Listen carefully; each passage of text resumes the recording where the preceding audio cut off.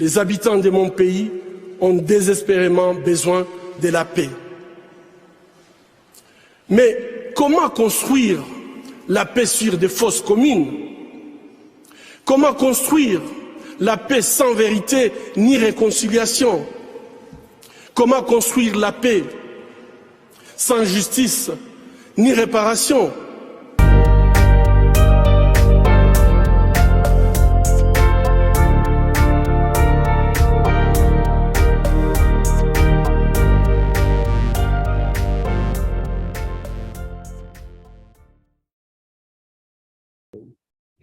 Chers amis auditeurs, chers amis téléspectateurs, c'est aujourd'hui mardi, le 26 avril 2022.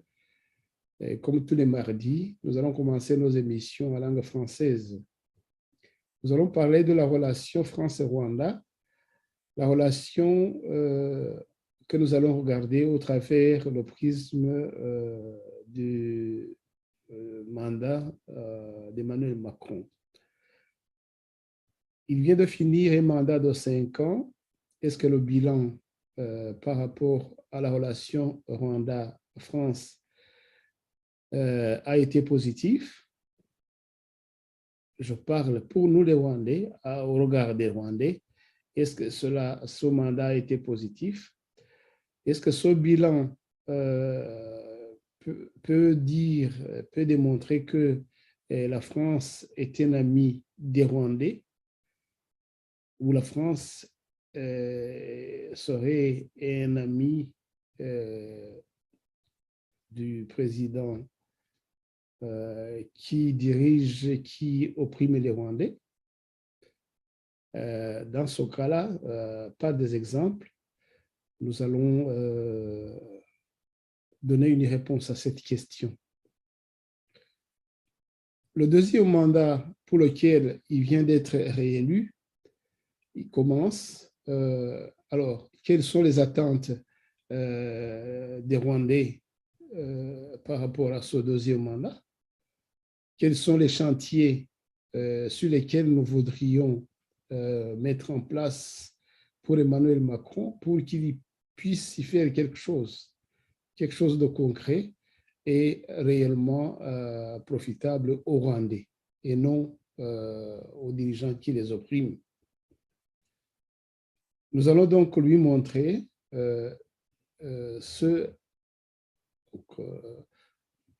nos vœux, nos idées, nos attentes pour que il sache sa responsabilité, pour qu'il sache quelle tâche il doit exécuter s'il veut réellement être le président d'une France qui est grande, une France qui a des valeurs au regard de nous, au regard des Rwandais, au regard des habitants de la région des Grands Lacs, au regard des Africains. Voilà. C'est ça, donc, l'émission. Vous comprenez l'importance de cette émission de ce soir. Et l'ambassadeur de Guijima, Jean-Marie Vianney, va nous aider encore une fois. Vous savez que c'est l'expert, en tout cas, en matière de relations France-Afrique, France-Rwanda. Il sera donc avec nous tout à l'heure pour nous aider à comprendre et à nous adresser à Emmanuel Macron pour son deuxième mandat. La deuxième partie sera en langue nationale, Kinyarwanda, où nous allons parler d'un symbole, un symbole de la pérennité dans les arcanes des régimes, des différents régimes, comme ils se sont succédés dans notre pays. Je vais parler de Ruchagu Boniface. Je parlais d'un symbole, c'est un symbole. Et ce symbole, comment peut-on le qualifier si on se base sur ce qu'il nous dit sur voilà, ce qu'il a fait. Donc, c'est cela, donc, les émissions de ce soir. Et comme vous le voyez, ceux qui nous regardent à l'image, je ne suis plus seul. Je vous disais tout à l'heure que je serai avec un visiteur. Ce n'est pas un visiteur comme tel, un invité de marque de tous les mardis presque, que je remercie d'ailleurs pour ça, pour justement parler du sujet, du grand sujet de ce soir, d'une importance capitale pour les Rwandais. Voilà. Donc, aujourd'hui, vous êtes nombreux déjà à nous suivre et vous ne serez pas déçus parce que le sujet, justement, est d'une grande, très grande importance. Voilà. Chers amis auditeurs, avant de saluer notre invité, nous allons donc l'accueillir avec une petite chanson très courte d'une minute pour le mettre dans l'ambiance. Kongoro yacu zirira cyari ndende komeza umurava ishema n'ubutwari ku rugamba rushyushye rw'amajyambere shaka imiyoboro yayo yigwize shaka imihanda n'amateme yayo shaka tubisi nka za kamyoneti ube nyabagendwa no hirya iyo hose shikama ku murimo kandi kukotane ugasigara inyuma mwakimuhana kazi imvura ihise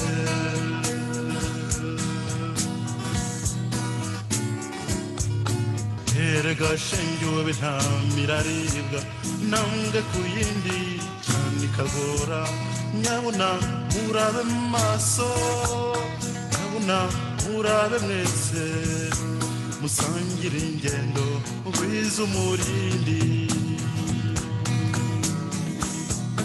kanguka dore burakeye ntorewe serukanishe manubukaka horana ishyaka horana ubutwari ndatore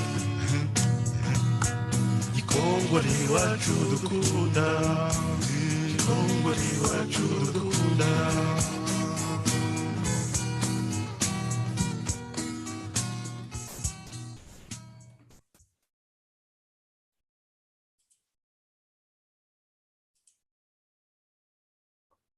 Voilà, je vous disais donc que nous avons un invité de marque qui va nous aider à décortiquer le sujet du jour. J'ai le plaisir d'accueillir l'ambassadeur d'Agijimana Jean-Marie Vianney. L'ambassadeur d'Agijimana Jean-Marie Vianney, bonsoir chez vous en France. Je vois que vous avez l'énergie de quelqu'un qui a un nouveau chef, un nouveau président, un nouveau gouvernant. Oui, tout à fait. Et d'abord, bonjour à vous, Aloïse Simunga, et à tout le monde, hein, nos téléspectateurs, nos auditeurs. Bonjour à toute l'équipe de Radio Urumuri. Vous le dites si bien, vous voyez que derrière moi, j'ai la Tour Eiffel. C'est hier, autour de la Tour Eiffel, en fait, sur la place à côté, hein, que le président Macron a célébré sa victoire. Mais comme vous le voyez aussi, il y a un peu de nuages quand même dans le ciel, hein, des nuages un peu gris. Une tour Eiffel éclairée, Paris éclairé, mais un nuage dont je ne peux pas traduire la symbolique. En tout cas, pour moi, ça symbolise vraiment le climat du jour des élections, du jour de la victoire du président Macron, mais aussi de peut-être des années à venir. Sans être trop pessimiste, c'est l'image que j'ai choisie pour m'y appuyer, parce qu'habituellement, je suis contre la ville d'Orléans ou contre les bords de Loire. Là, je suis devant la Tour Eiffel, avec les nuages qui vont avec. Les nuages, ils viennent et ils s'en vont. Donc, évitons d'être, dès le départ, pessimiste. Négatif ou pessimiste.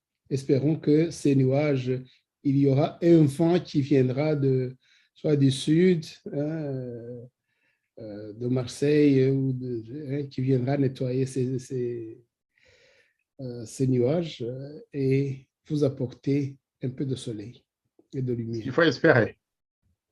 De toute façon, il y a Radio Urumuri, Radio Lumière, qui va essayer, sinon, vous illuminer de l'intérieur par nos chansons, comme on vient de les écouter, par surtout nos idées,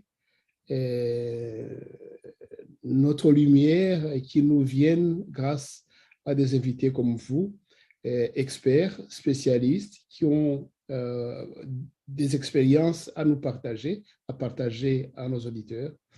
Voilà, c'est ce que nous allons faire aussi ce soir. Ambassadeur Ndagijimana Jean-Marie Vianney, ce soir, comme je l'ai annoncé à nos auditeurs, nous allons toujours parler, comme nous l'avons toujours fait, de la relation France-Rwanda, une relation à laquelle nous élargissons à la relation aussi de la sous-région et même à l'Afrique, que nous élargissons à l'Afrique en général, parce que la France a un passé, une histoire avec l'Afrique en général et certains pays en particulier dont le nôtre. C'est pour cela que nous préparons de tels sujets.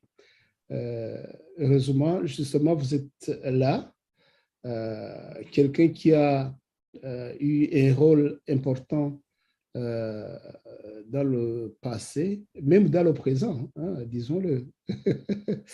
Donc, dans cette relation France-Rwanda, et France-Afrique en général, aujourd'hui, on va en reparler.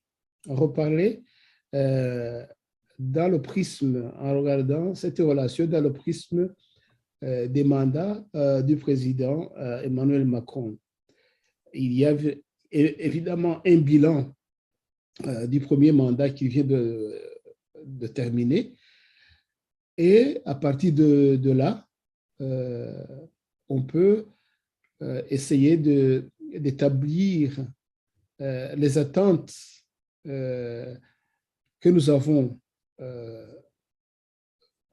par rapport à ce deuxième mandat. C'est ce que nous allons donc faire, ce qui va aider à nos auditeurs, à mieux cerner cette relation et, comme vous disiez, voir si les nuages peuvent un peu s'estomper ou alors peuvent s'épaissir, et nous ne l'espérons pas. Mais c'est ce que nous allons essayer ce soir d'essayer d'appréhender.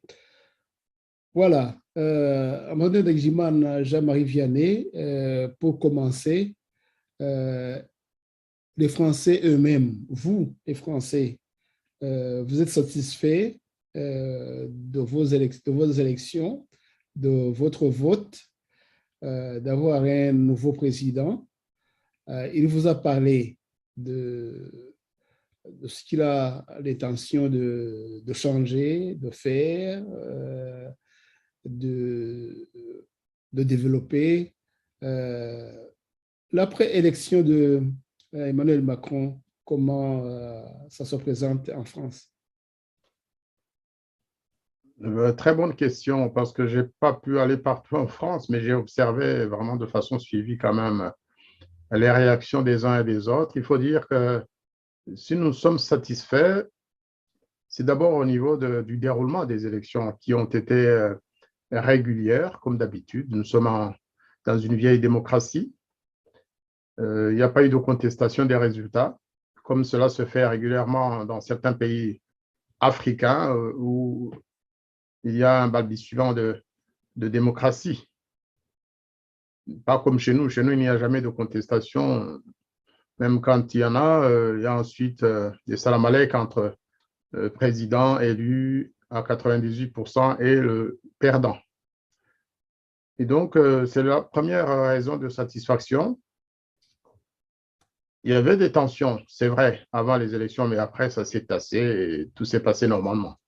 Quant au résultat, ça a réjoui certains, mais ça a déplu aussi à une bonne partie quand même de la population et surtout de l'électorat de l'autre candidate Marine Le Pen, et aussi des gens qui ne sont pas nécessairement pro-Le Pen, mais qui auraient souhaité éventuellement un changement pour écrire une nouvelle page dans l'histoire du pays ou dessiner des nouveaux contours d'un pays qui n'est plus monopolisé par une seule tendance. Parce que, quoi qu'on le dise, même si le président Macron élu n'est pas de la ligne traditionnelle des présidents qui l'ont précédé, il en combine tous les aspects et donc certains disent que c'est la continuité depuis plus de 30 ans, quoi. Certains auraient voulu effectivement avoir un changement. Je dirais même certains d'entre nous. Moi, j'ai eu des Rwandais après les élections qui m'ont dit dommage, dommage, on aurait pu essayer l'autre pour voir si le lendemain des relations franco-rwandaises seraient voilà, meilleures. Certains Rwandais, certains Africains, beaucoup d'Africains auraient souhaité un changement. Mieux, moins bien, je ne sais pas, je ne peux pas le dire. Mais en tout cas, donc, tout s'est bien terminé. Les uns à Armenonville, hein, dans les bois de Boulogne, pour Marine Le Pen, et puis à la place de Mars du président Macron, donc autour de la Tour Eiffel. Oui, vous parliez des électeurs. Hein. J'ai vu qu'il y a eu beaucoup d'abstention, de gens qui n'ont pas voulu voter. Oui, c'est démocratique, mais ça dénote quand même un certain malaise, je suppose. C'est dû à quoi? On ne sait pas. Moi, je ne dirais pas que ce soit un malaise, hein, c'est tout simplement une sorte de dépit. On voit des gens se présenter aux élections, se faire élire, et puis après, les gens n'y trouvent pas leur compte. Ou tout simplement, ils ont l'impression qu'on les ignore, qu'on les méprise, ou tout simplement qu'on a choisi un camp qui est contre le leur. Et c'est pourquoi il y a une situation de dépit, un sentiment de dépit. Les gens disent, écoutez, pourquoi aller élire si à la fin, après tout, Macron, nous l'avons élu il y a 5 ans, nous avons voté pour lui, et qu'est-ce qu'il a fait pour nous? Rien. Ou en tout cas, nous ne l'avons pas senti. C'est ce que disent certains. Et d'autres qui disent, si on ne vote pas pour Macron, on va voter pour Marine Le Pen. C'est comme disait l'autre, entre la peste et le choléra. Il y en a qui ont utilisé cette expression, ce n'est pas mon point de vue, parce que ni l'un ni l'autre n'est ni la peste ni le choléra. Et donc, moi, j'ai rempli mon devoir de citoyen, mais il y a beaucoup qui n'ont pas voté. Je ne vais pas vous dire pour qui j'ai voté par ailleurs. Hein. Je ne vous le dirai pas. Bon, de toute façon, nous vous souhaitons donc une bonne chance avec le nouveau président. Et nous espérons que le bonheur des Français avec lui rayonnera jusqu'à nous en Afrique et au Rwanda. Moi, je suis prêt, je ne sais pas, je suis prêt à lui donner vraiment le bénéfice du doute ou parce que quand je l'ai vu personnellement, enfin en image, je n'étais pas là, dans le colloque Afrique-France du 8 octobre 2021, lorsqu'il avait invité les sociétés civiles en Afrique, les jeunes à Montpellier. Bon, je me suis dit, il a peut-être un bon fond, une bonne volonté, mais il a, d'ailleurs, c'est chez tous les présidents, je suppose, tous les dirigeants des pays, il y a des parasites, des choses qui viennent le tirer à gauche, qui viennent le tirer à droite. Et voilà, parfois il dévie certaines choses. Mais quand je l'ai vu, franchement, parce que je pense que c'était le premier président de la France qui avait, qui avait convoqué une telle réunion. J'espère ne pas me tromper. Mais c'est quelque chose que beaucoup de gens ont admiré, ont aimé. Faut-il encore que ça a un suivi, ça porte des fruits. Hein. Il a parlé franchement, les Africains qui étaient là, vous voyez, j'ai pris cette photo par hasard. C'est un cadre où les choses peuvent être dites. Et si quelqu'un qui est au milieu, comme lui, a une volonté, je pense que ça peut être un début de quelque chose. Ça peut alimenter un petit peu d'espoir chez les gens. Mais laissons à côté ces spéculations. Nous allons parler des choses vraiment beaucoup plus concrètes. Ambassadeur d'Agizima, Jean-Marie Vianney, les Africains se sont exprimés, hein, que ce soit dans cette réunion que je viens d'évoquer, que ce soit dans d'autres circonstances. L'image de la France en Afrique, disons, dans cette dernière décennie, c'est un peu effrité par rapport aux attentes des Africains. Mais on se dit que Emmanuel Macron l'a remarqué. Le bilan de son dernier mandat par rapport à notre région, il n'a pas été si reluisant. Alors, qu'est-ce qui s'est passé? Quelles actions il a fait ou quels actes il a fait ou ceux qu'il n'a pas fait qui ont fait que, disons, on a commencé à douter de la France. Ou alors, si je me trompe aussi, vous nous le dites, hein, d'après vos analyses, si vous voyez que Emmanuel Macron a rehaussé vraiment l'image, a fait redorer l'image de la France au Rwanda, chez nous, les Rwandais, je vous comprends si vous distinguez l'image de la France aux yeux des Rwandais et l'image de la France aux yeux du dirigeant, donc du président Kagame, parce que lui, d'ailleurs, en général, ce n'est pas, ces deux visions ne vont pas ensemble. Si ça va ensemble, c'est tant mieux, mais si ça ne va pas ensemble, alors il faut les séparer. Ambassadeur d'Agizima, Jean-Marie Vianney, son bilan, comment est-il? Je vais d'abord parler du bilan général en Afrique, en commençant par la réunion de Montpellier, appelée Afrique-France. Déjà, l'intitulé, moi, quand j'ai vu ça, j'ai sursauté. Afrique-France, qui sont ces Africains, qui les a délégués, ils ont été choisis par les Français pour représenter l'Afrique. Ils n'ont jamais été élus. C'est des jeunes qu'on a pris comme ça au hasard, par des filons.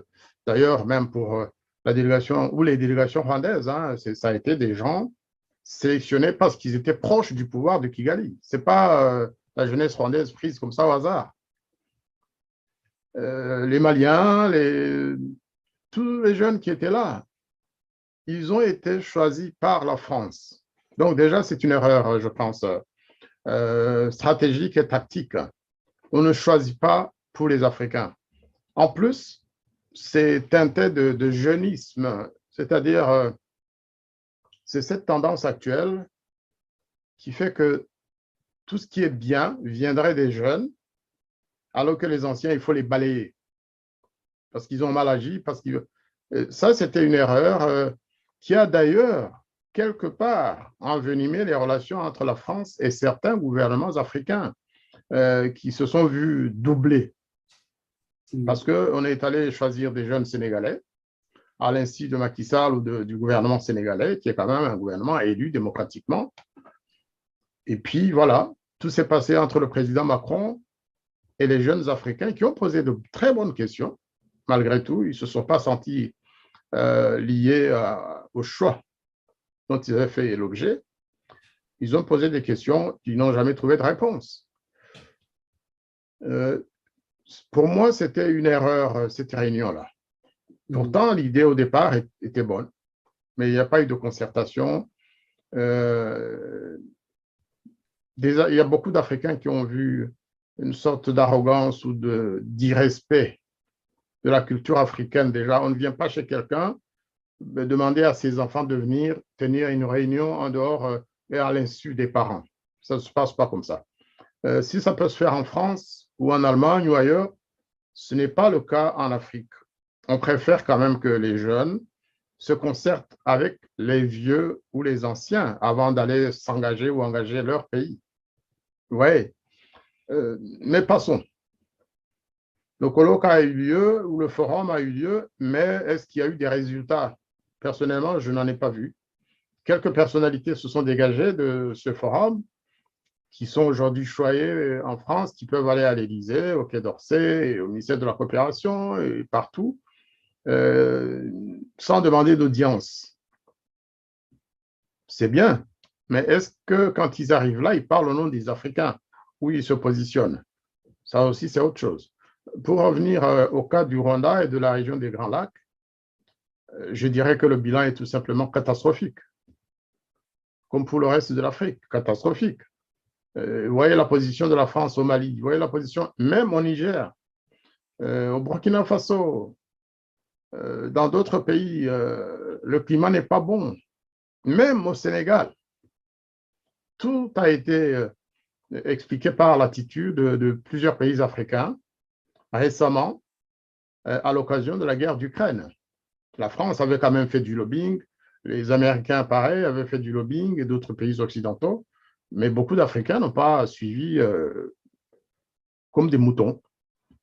Ils ont dit, nous allons décider nous-mêmes de nous abstenir, de soutenir les résolutions présentées par la France et les Américains et les autres pays occidentaux, ou alors de dire non. Je crois que si la France s'était bien positionnée diplomatiquement, si la France avait gardé ses positions antérieures au Mali, dans les pays d'Afrique occidentale en général, peut-être que ça aurait été plus facile, mais certains pays africains, il faut le dire, ce n'est pas insulter le président Macron ou sa diplomatie, beaucoup de pays africains se sentent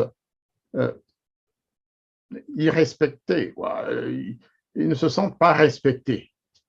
Ils ont les choses. Ils sont méprisés, disent-ils, par un jeune président. Ce sentiment,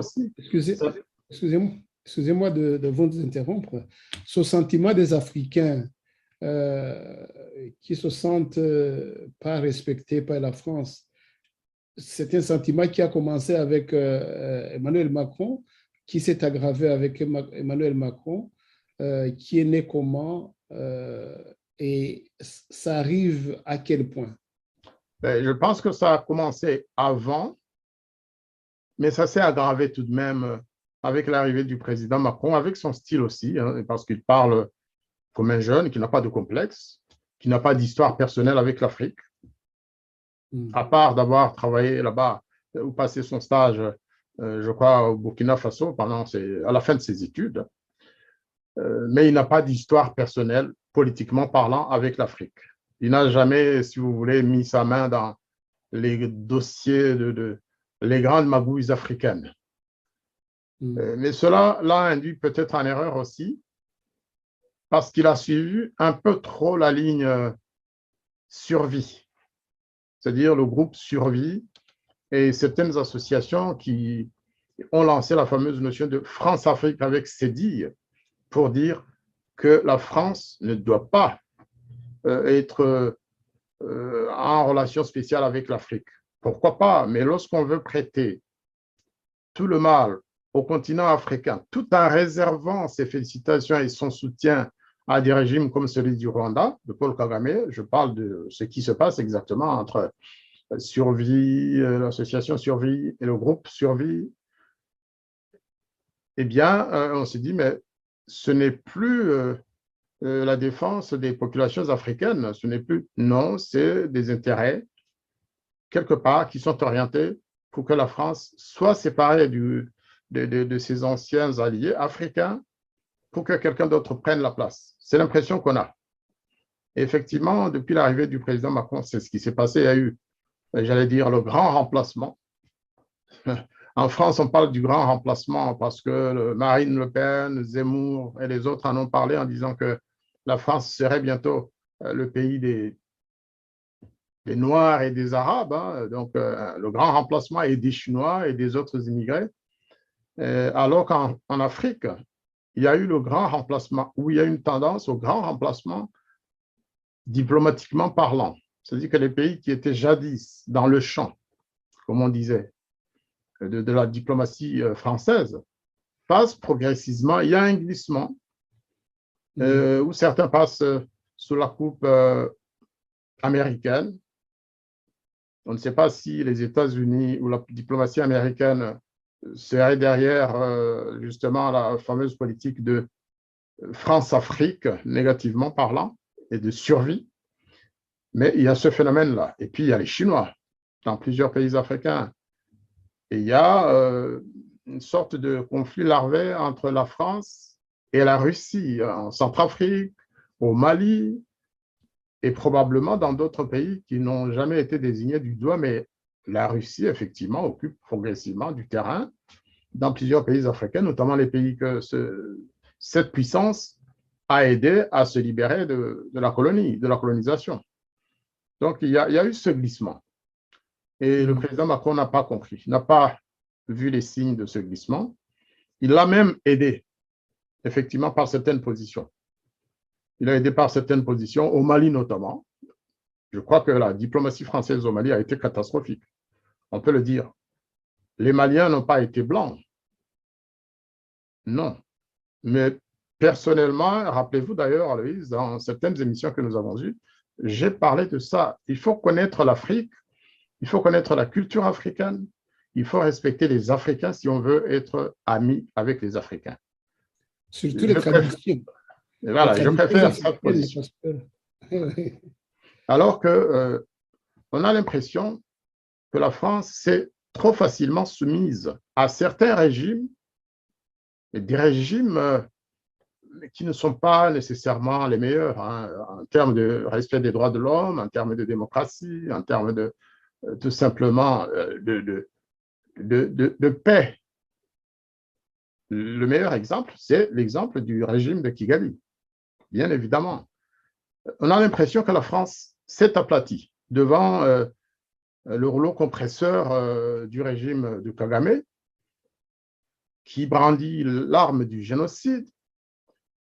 Savez-vous que, on en a parlé, je crois, il y a 2 semaines, la France est arrivée, ou en tout cas, l'ambassadeur de France à Kigali est arrivé à un niveau où il affirme que son pays, la France, aurait permis ou aidé à la perpétration du génocide contre les Tutsis.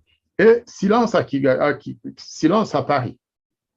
Même pas blâmé. Est-ce qu'il a profité de cette période préélectorale pour dire ce qu'il veut, l'ambassadeur en frais? Je ne sais pas. En tout cas, cela s'est passé à Kigali, de la bouche de l'ambassadeur de France à Kigali, et Paris n'a pas réagi. Ça veut dire qu'il y a acquiescement, qui ne dit mot consent en la matière. Si l'ambassadeur d'un pays affirme que son gouvernement de l'époque a participé ou a contribué ou a permis la commission d'un génocide dans un pays donné, et si la capitale ne réagit pas, c'est un acquiescement tacite. Et ça, c'est très grave. Il faudra peut-être que le président Macron y voit de plus près, parce qu'on ne peut pas toujours vouloir faire plaisir plaisir à un régime dont tout porte à croire que lorsque le FPR était dans la brousse, comme on dit, dans le maquis, que ce mouvement, dirigé par Paul Kagame, a commis un génocide contre les populations Hutus et que 2 ans après le génocide des Tutsis, en 1996, l'armée de Kagame a poursuivi ces massacres en République démocratique du Congo et d'après les Nations unies, qu'il y a eu des actes de génocide, au moins 617 incidents à connotation génocidaire en République démocratique du Congo contre les Hutus réfugiés dans ce pays, au Zaïre, contre les Burundais réfugiés dans ce pays et contre les populations Hutus du Congo, Zaïre à l'époque. Mais la France fait comme si elle ne connaissait pas tout ça. Un autre point négatif quand même.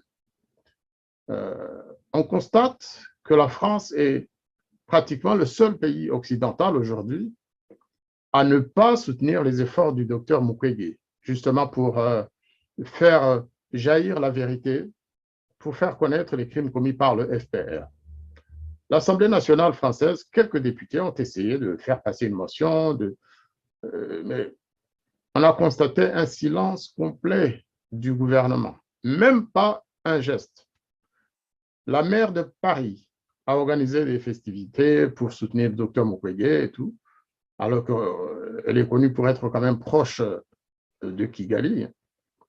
Mais le gouvernement d'Emmanuel Macron a fait comme s'il n'entendait pas les appels du docteur Mukwege et des familles des victimes congolaises et rwandaises dans ce dossier.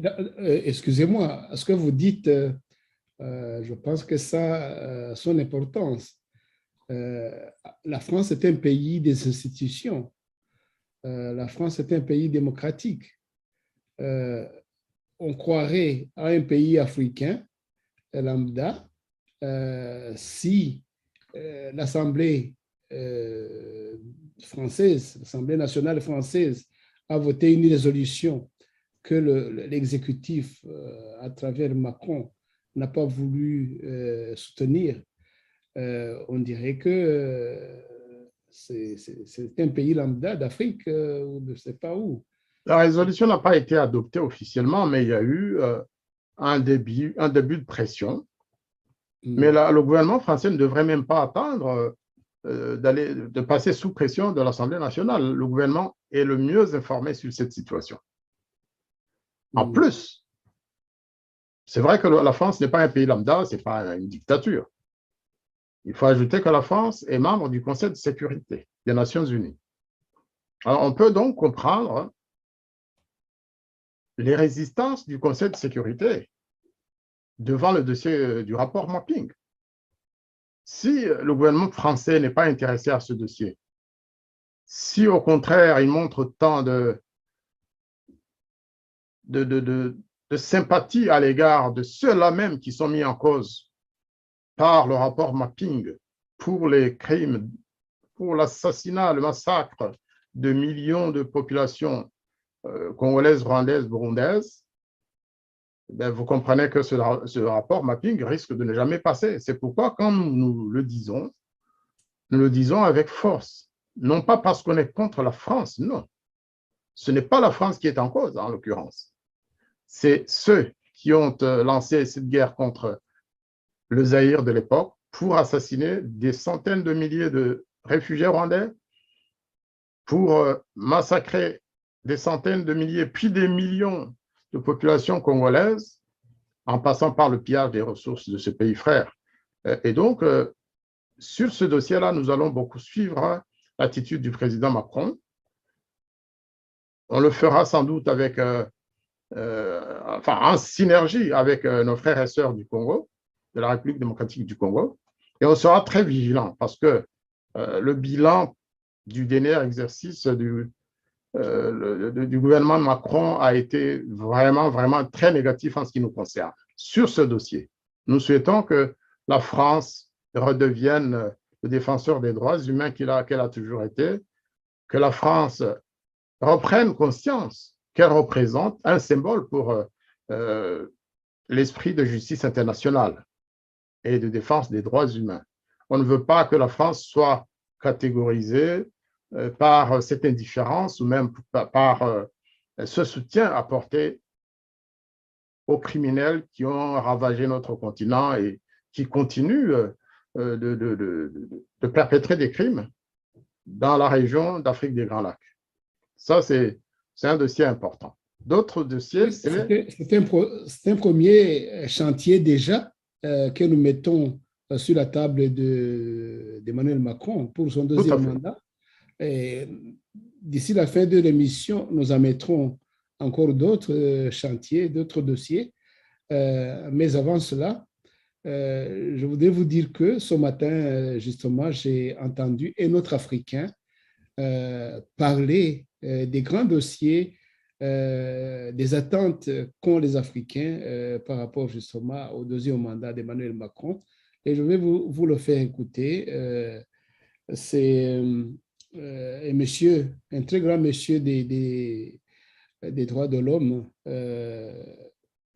monsieur Brice Makosso, c'est un Congolais, un Brazzavillois, qui a été justement interviewé aujourd'hui par monsieur Laurent Corot de RFI, et qui lui a demandé justement à quoi les Africains s'attendent ou attendent du deuxième mandat d'Emmanuel Macron. Voilà, on va l'écouter ensemble et vous allez essayer de voir si certaines attentes qu'il a exprimées vont Bonjour Brice Makosso. Justement dans les attentes que vous-même vous envisagiez, ou alors que vous pouvez y ajouter d'autres choses, que vous pouvez adapter ces attentes surtout à notre pays, à notre sous-région. Écoutons donc RFI quand ils interviewent M. Brice Makosso. Bonjour Brice Makosso. Bonjour. Quels sont les changements que vous souhaitez voir advenir dans la politique africaine d'Emmanuel Macron dans le prochain mandat? Mais déjà, nous espérons que la France va réellement s'engager aux côtés des Africains pour bâtir la démocratie en Afrique. Nous souhaiterions que le président Macron soit le véritable héritier du message de la Baule en ce qui concerne la démocratisation en Afrique. Vous dites réellement s'engager aux côtés des Africains, ça n'a pas été le cas dans le premier mandat d'Emmanuel Macron? Je suis un peu sceptique parce que depuis la fin du mandat du président Hollande, nous avions vu se développer en Afrique la pratique des changements de constitution pour permettre à des dirigeants de se maintenir au pouvoir. Et cette pratique, malheureusement, s'est poursuivie pendant le mandat du président Macron, notamment en Côte d'Ivoire, en Guinée, mais aussi des changements dynastiques au pouvoir avec le Tchad. Et là, nous avions été tristes de voir que la France s'était pleinement engagée du côté de cette succession dynastique. Vous attendez donc un discours plus clair des autorités françaises en matière de démocratie, c'est ça? Nous attendons un discours plus clair, des condamnations en cas d'élection truquée, un véritable changement en ce qui concerne les principes constitutionnels qui favorisent l'alternance démocratique au pouvoir.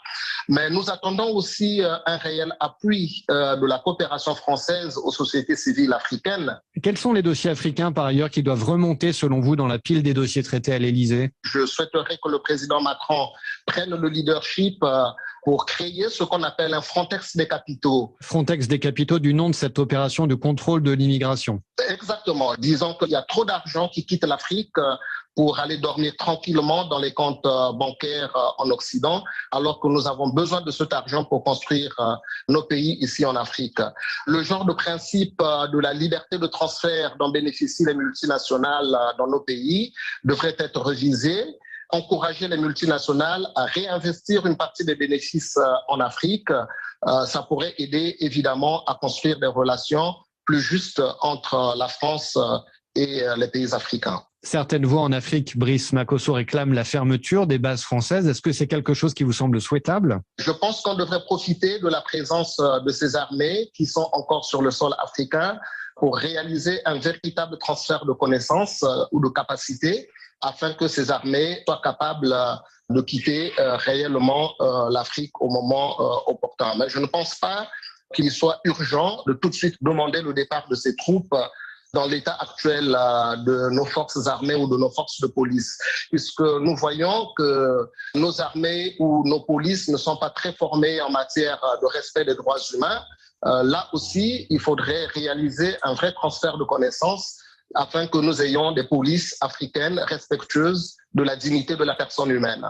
On a vu ces dernières années monter un sentiment anti-France dans de nombreux pays. Comment est-ce qu'on peut inverser la tendance selon vous, Brice Makosso? On a l'impression que la France est plus à l'écoute des dirigeants africains et non pas des peuples africains. Je pense qu'il revient à la France d'être du côté des peuples. Et donc là, je pense qu'il y a des efforts à faire en matière culturelle, en matière de bourse, de formation. Mais est-ce que le sommet de Montpellier en octobre dernier, Brice Makosso, n'a pas été un premier pas important dans ce changement? Nous attendons des actes et non pas des promesses et non pas des paroles. Nous sommes heureux des conclusions du sommet de Montpellier, mais maintenant nous attendons que cela s'applique concrètement. Brice Makosso, merci. Le coordonnateur de Tournons la page Congo, invité de Laurent Corot. Voilà, c'était donc Brice Makosso, un grand monsieur de la société civile congolaise, qui a été interviewé par RFI et qui a parlé de tous ces attentes vraiment des Africains pour le nouveau mandat du président Emmanuel Macron. Je crois qu'il a dit pas mal de choses, ambassadeur Ndagijimana Jean-Marie Vianney. Il a dit beaucoup de choses. Hein. Moi, je vais essayer d'adapter cela en relation franco-rwandaise. Notamment ce que M. Makosso a dénoncé. Il parlait de la démocratie et il déplore qu'Emmanuel Macron, dans son premier mandat, comme vous l'aviez dit précédemment, qui n'a pas suivi ses prédécesseurs, qui ont quand même fait des actes concrets de démocratisation de l'Afrique, comme la conférence de la Baule pour François Mitterrand.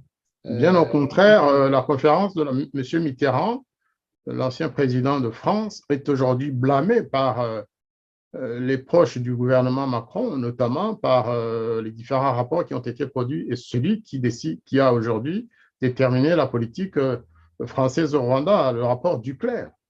Le président Mitterrand est pratiquement blâmé pour avoir poussé à la démocratisation du Rwanda. Il est loué par les Africains. Il est loué par les Africains. Bien sûr, mais les Africains, justement, qui ne sont pas le professeur Duclerc ou les associations françaises pro-FPR, c'est ça aussi le problème que nous allons poser concrètement. Si la France doit aider à la démocratie, il faut le faire avec les Africains. On n'est pas non plus on ne veut pas forcer la main à la France. La France aide qui elle veut. Mais il faut que la France, si elle veut se mêler ambassadeur Ndagijimana Jean-Marie Vianney, il faut le faire avec les peuples africains. Tout à fait. Parce que quand ils disent, eux les Français, ils disent, nous avons décidé en concertation avec les Africains. Mais si l'on va regarder les Africains avec lesquels ils ont décidé, ils ont pris des décisions, ce sont les Africains, c'est le président Kagame et ceux qui sont avec lui. Ce ne sont pas les Africains, ceux-là. C'est là que j'allais justement en venir, hein, oui. Parce qu'en ce qui concerne le Rwanda, on se rend compte que le seul interlocuteur du président Macron et de son gouvernement, c'est le président Kagame, c'est son gouvernement et ce sont ses représentants en France, l'ambassade et les INHO, c'est-à-dire ces milices extrémistes qui sont en France et qui représentent le Front patriotique rwandais, on le sait. Mais ce sont ceux-là qui sont reçus à l'Élysée au nom de certaines associations, alors qu'en fait, elles ne représentent pas la communauté rwandaise de France. Il faut qu'on le dise aussi. Une des revendications de nos ressortissants en France, c'est que le gouvernement de Macron ne procède pas à une certaine discrimination des ressortissants rwandais, qu'ils soient français naturalisés ou qu'ils soient encore rwandais résidant en France.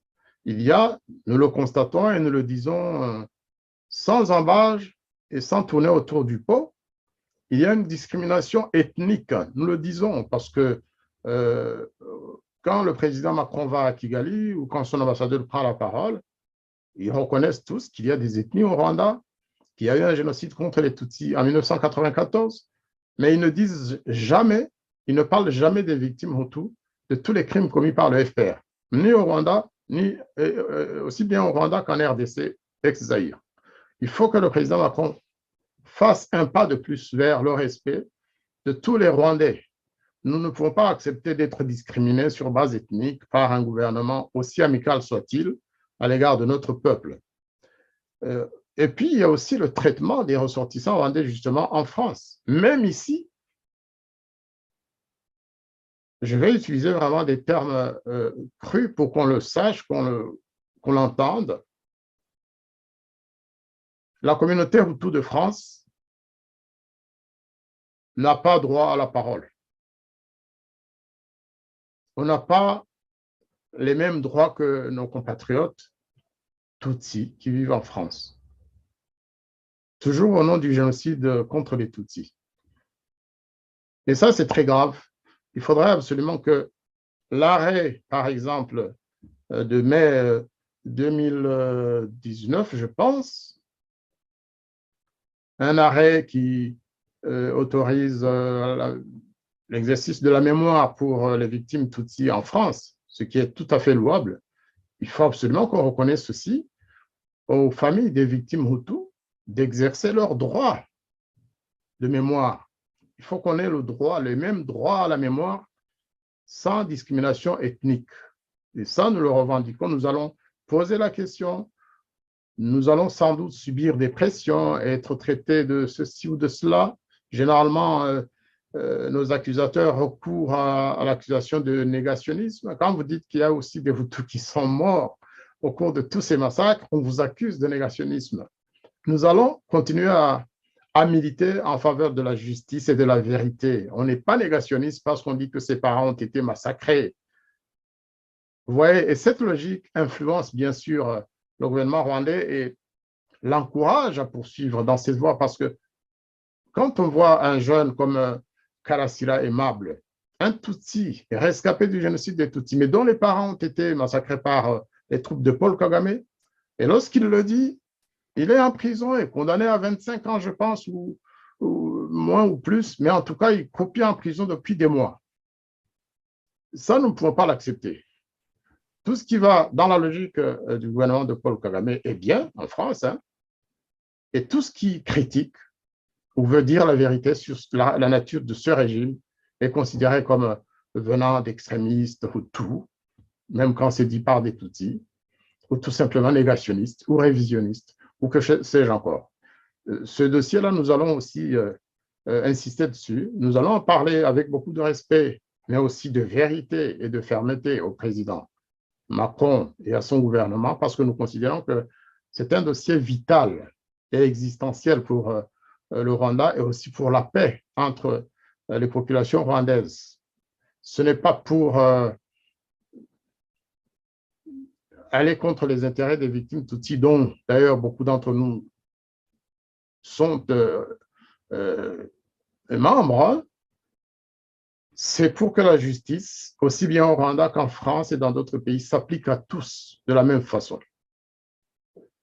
Un autre dossier que nous voulons soumettre au président Macron, c'est, avec tout le respect que je dois à l'ambassadeur Antoine Anfray, c'est quand même de l'instruire. On ne sait pas par quel sentiment il est mu aujourd'hui, mais on le trouve un peu trop proche du régime de Paul Kagame. Justement, quand vous relisez le rapport du clerc, quand vous relisez tous les rapports critiquant les relations entre l'ancien président Mitterrand et son gouvernement avec le président Habyarimana ou le régime de la Deuxième République rwandaise, c'est la grande critique qui a été portée au président Mitterrand, d'ailleurs souvent faussement, parce qu'on dit qu'il était trop proche du président Habyarimana, qu'ils avaient des relations personnelles, que leurs enfants étaient proches.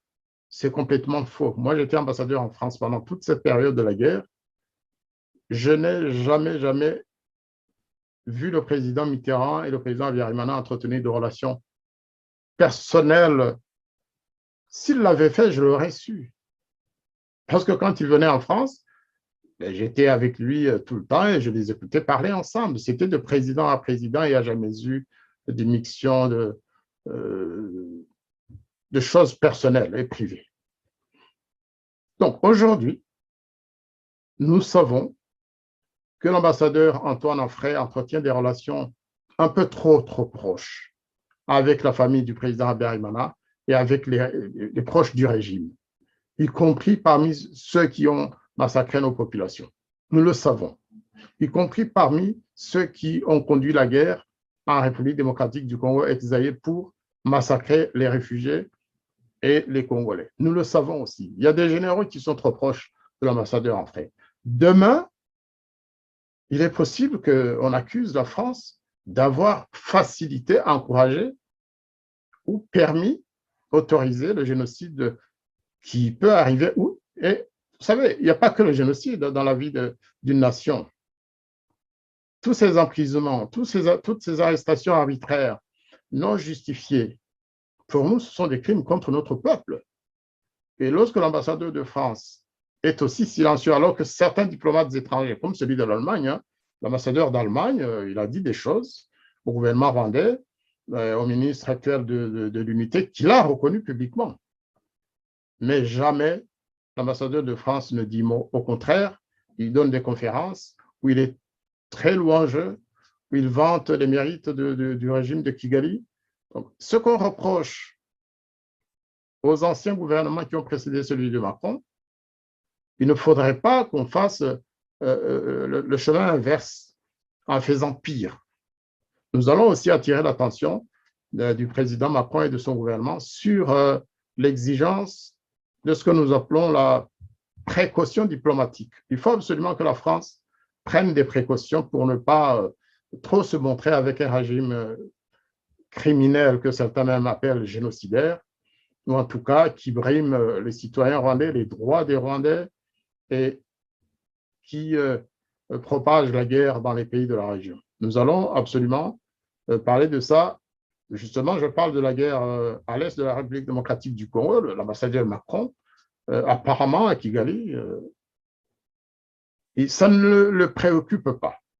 Donc, nous souhaitons que la France soit consciente des dangers que court la République rwandaise, les populations rwandaises, mais aussi et surtout les victimes de ces incursions en RDC. Nous voulons que la France... Justement, je voudrais faire recours à votre expérience de diplomate pour vous poser cette question des habitudes de la diplomatie. Quand un ambassadeur d'un grand pays démocratique est accrédité dans un pays comme le nôtre, est-ce qu'il écoute seulement ceux qui sont dans la mouvance du pouvoir ou, pour être complet, il doit aussi tendre l'oreille à l'opposition, à ceux qui sont opprimés. Vous parliez de quelqu'un comme Karasira Aimable, qui est en prison. Est-ce qu'un ambassadeur de France ne peut pas organiser une visite de tels gens qui sont en prison pour les écouter, pour avoir l'information complète à reporter à son pays? Comment ça se passe dans les milieux diplomatiques d'habitude? Parce que si je le dis, c'est que je l'ai vu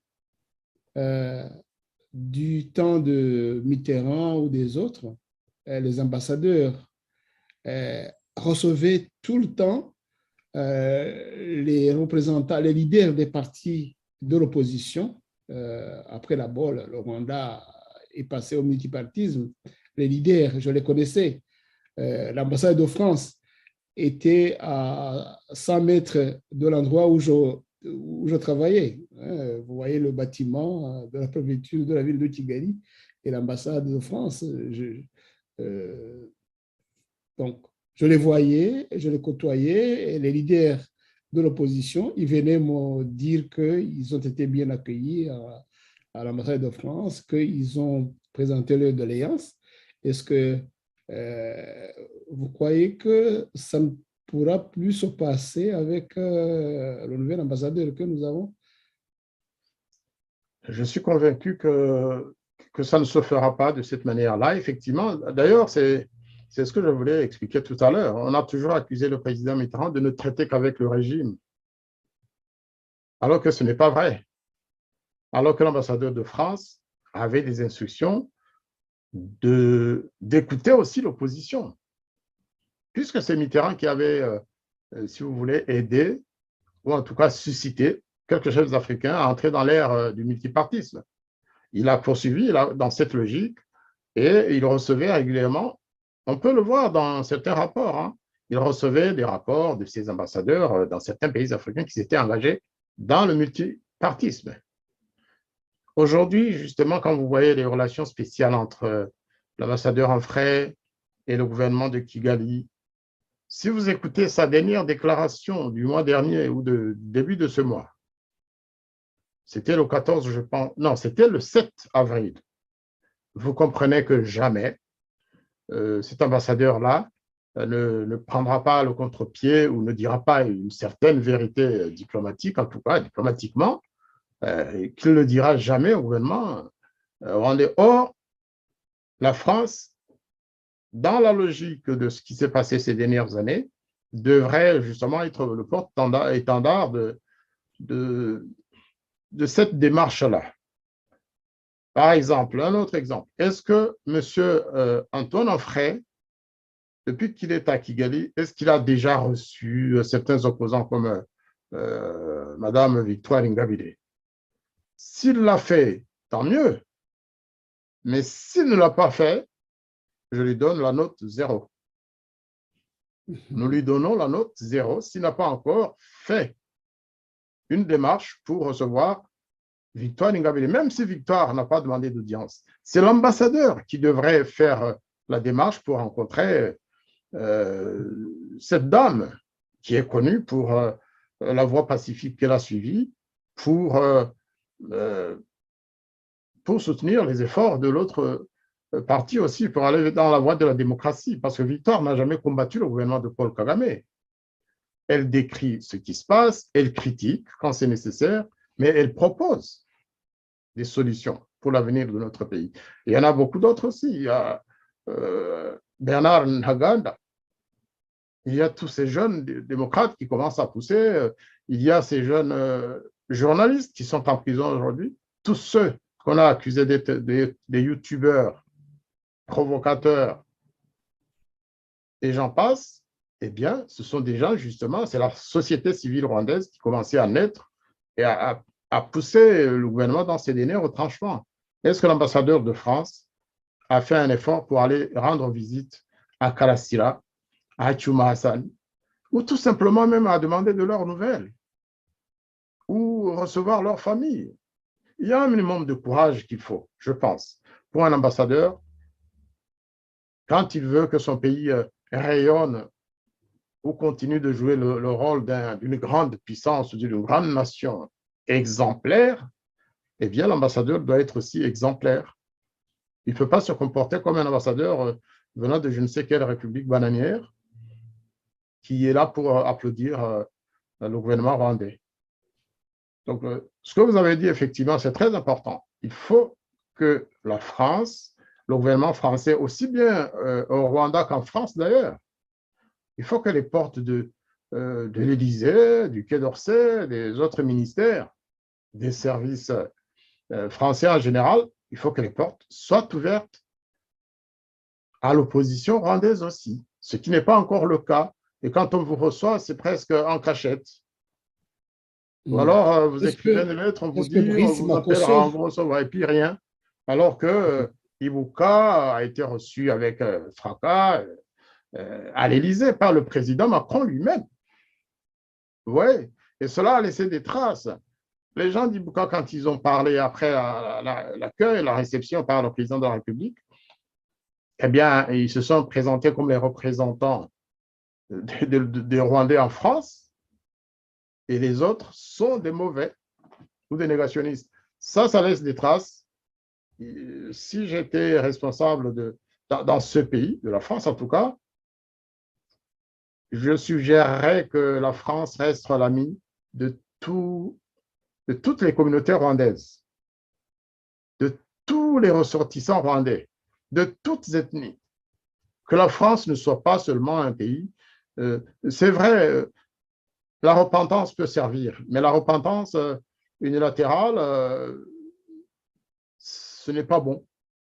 Parce que ça a eu aussi un impact. En parlant de repentance, est-ce que Emmanuel Macron, qui a courbé les chines, excusez-moi le terme, qui s'est agenouillé pratiquement devant le président Kagame pour cette repentance dont vous parliez, est-ce que ça a calmé la fureur par rapport à la France? Bien au contraire, hein. Bien au contraire, ça a ouvert un boulevard, une autoroute au mensonge. Vous savez, l'armée française, dans le rapport Duclerc, a été lavée de toutes sortes de crimes au Rwanda. Mais aussitôt que l'ambassadeur de France a affirmé que la France avait autorisé, permis, sinon encouragé le génocide des Tutsis, et que lui, l'ambassadeur Enfray, savait depuis 1987, lorsqu'il était encore jeune diplomate français à Kampala, dans le pays d'où sont venus justement les troupes de Paul Kagame et de ses amis, qu'il savait déjà qu'il y aurait un génocide contre les Tutsis. Lorsqu'un ambassadeur dit ça, comment voulez-vous que les Rwandais, que le régime de Paul Kagame n'en profite pas pour enfoncer le clou? Parce que tout ça aussi, ça va avec justement un peuple qui a subi un génocide. Je parle du peuple Tutsi. De l'ambassadeur de France dit qu'il savait que ce génocide arriverait et que le FPR est venu pour arrêter le génocide. Faux, encore une fois, zéro pour l'ambassadeur. Comment voulez-vous que le régime de Paul Kagame n'en profite pas pour accabler l'armée française, le gouvernement français et la France en général? Et c'est ce qui est en train de se passer. Je ne sais pas si vous avez lu ou si vous avez écouté la presse rwandaise ces derniers temps. C'est la question à l'ordre du jour. La presse, des femmes qui...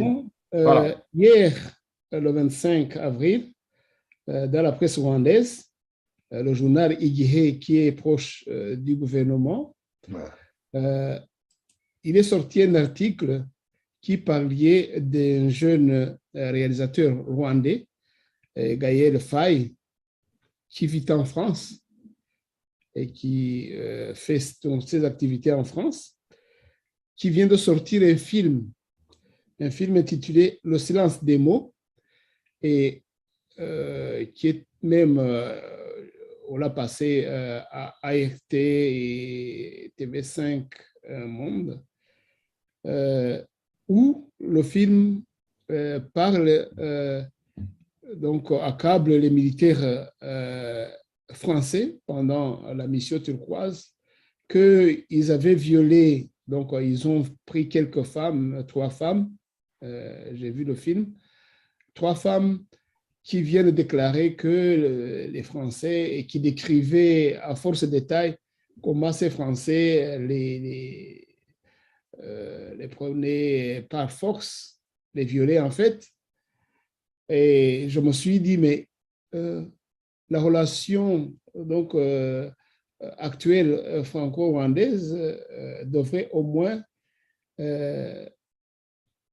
calmer ces accusations, de telles accusations, parce qu'ils diffusent de par le monde que la France, c'est le pays du génocide.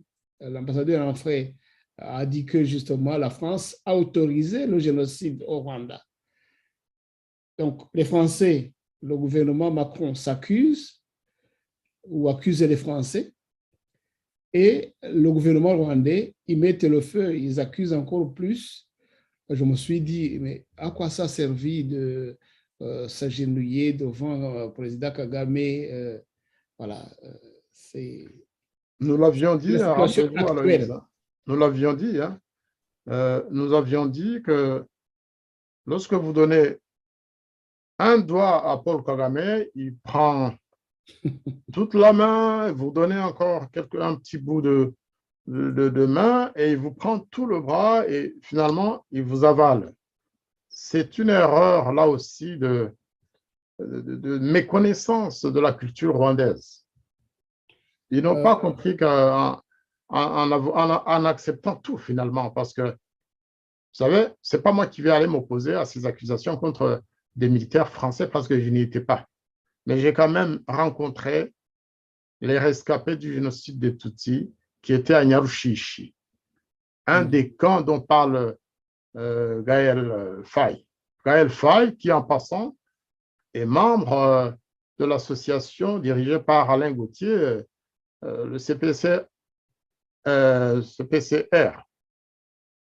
Il est membre de cette association. Je ne vais pas parler des relations de famille entre eux parce que ça ne me concerne pas. Mais en tout cas, c'est un militant très, très proche du régime de Kigali. Nous le savons aussi. Et en tant que Rwandais, en tant que quelqu'un qui avait aussi des membres de famille dans le camp de Nyarushishi, qui ont survécu grâce à la France, je veux vraiment savoir si ces crimes de viol ont existé. Parce que ça m'intéresse autant que ça intéresse tous ceux qui étaient dans cette zone pendant cette période-là. Donc, si des soldats français ont commis ces crimes, que ça se sache. Moi, ce que je sais, c'est que tous les procès qui ont eu lieu justement à l'initiative de cette association ou de rescapés Tutsis du génocide contre l'armée française, en les accusant notamment de viol ou de je ne sais plus quoi, alors que la France a été le seul pays à participer à l'opération turquoise, du moins occidentale. Il y a eu aussi des Africains, bien sûr. Mais la France a été le seul pays européen à avoir sauvé des Rwandais, alors que ces derniers étaient menacés par le génocide. Et la France n'a pas distingué entre les Hutus et les Tutsis, parce que déjà, à Nyarushishi, il n'y avait pas que les Tutsis. Je vous ai dit que j'avais des membres de famille dans ce camp, des cousines Tutsis ou des cousins Tutsis, qui ont été sauvés par les Français, mais il y avait aussi des cousins et des membres de ma famille Hutu à Nyarushishi. S'il s'avère que des membres de ma famille ont subi ce sort-là, je me mettrai avec les autres familles des rescapés pour en savoir un peu plus, avec tout ce que cela comporte. Ambassadeur Ndagijimana Jean-Marie Vianney, je ne suis pas militaire, je n'ai jamais été militaire, mais en voyant le film, heureusement qu'ils ont détaillé, mis des détails vraiment qu'ils ont voulu croustillants, mais je me suis dit, mais avec ces détails, les militaires que j'ai vus, les militaires français de Turquoise que j'ai vus, leur commandement, leur façon de se comporter devant la population, je me suis dit, mais avec tous ces détails, ça ne peut pas marcher, ça ne peut pas, ce n'est pas possible. Donc, il y a plein de détails qui montrent que on essaye de montrer, plutôt de monter, d'embellir, je me suis dit, mais en tout cas, les efforts d'Emmanuel Macron n'ont servi à rien si le gouvernement continue de salir les Français comme ils le font. Bon, je veux vous demander une minute pour apporter quand même un témoignage, hein, parce que tout cela ne commence pas aujourd'hui. Le coup d'envoi de ces accusations de viol a commencé, il a été lancé par le Front patriotique rwandais et l'association Ibuka en 2006, après la publication de l'ordonnance du juge Bruguer, qui affirmait que l'avion du président Habyarimana avait été abattu par le FPR. Eh bien, qu'est-ce qui s'est passé? Une campagne nationale a été lancée à Kigali pour identifier les femmes qui étaient à Nyarushishi ou alors dans d'autres zones protégées par l'opération turquoise. Moi qui vous le dis, j'ai déjà inscrit ce témoignage d'ailleurs dans un de mes livres, hein, La France a-t-elle participé au génocide rwandais? C'est une de mes cousines qui m'a raconté comment elle a été contactée par alors il s'appelait comment? C'était un substitut du procureur à Tchangougou qui l'a envoyé chercher. Il l'a envoyé chercher avec d'autres femmes Tutsis qui avaient été sauvées par les Français à Nyarushishi. Et il lui a tenu le langage suivant. C'est ma cousine qui raconte. Il lui a dit, écoute, nous avons des difficultés, nous avons des vrais problèmes parce que la France raconte que c'est le FPR, que c'est notre président, Kagame, notre père à tous, qui a assassiné le président Habyarimana. Alors, tu as un service important à rendre à la nation. C'est le langage qu'on lui a tenu. Tu dois servir et rendre service à ton pays. Elle a dit, mais qu'est-ce que je peux faire? Il lui a dit, ce substitut du procureur, écoute, on ne te demande qu'une seule chose. Tu vas déclarer que tu as été violé par les soldats français qui étaient à Nyarushishi. Elle a dit, qu'est-ce que vous voulez que j'aille mentir? Que j'accuse les soldats qui m'ont sauvé de m'avoir violé? Il lui a dit, écoute, il ne faut pas faire la difficile. Rends ce service et la nation te remerciera à sa manière. Elle a dit, écoute, c'est un certain Casimir, je crois, qui est aussi un rescapé Tutsi d'ailleurs sauvé par les Français. Et en ce moment-là, en 2006, il était procureur à Tchangougou. Lui, je donne son nom, je ne donnerai pas le nom de ma cousine parce qu'elle peut avoir des difficultés. Eh bien, elle a dit, écoutez, je vais réfléchir, c'est compliqué, mais il faut que je trouve les mots pour placer cette accusation si grave et de toute façon qui n'a jamais eu lieu. J'ai été jamais violé par... Elle m'a dit, d'ailleurs, c'est ce qu'elle m'a dit, elle m'a dit, si ce monsieur qui était avec nous se rappelle à quoi nous ressemblions à l'époque, elle a dit, je ne vais pas le répéter sur vos antennes, hein, parce que c'est très, très expressif. En somme, elle a dit que la situation dans laquelle elles étaient, la saleté, les blessures, que même un chien n'aurait pas osé les approcher. Et a fortiori, un soldat français qui venait de Paris. C'est ce qu'elle a dit. Et donc, on lui a demandé de témoigner en mentant. Et elle n'a pas été la seule. Hein.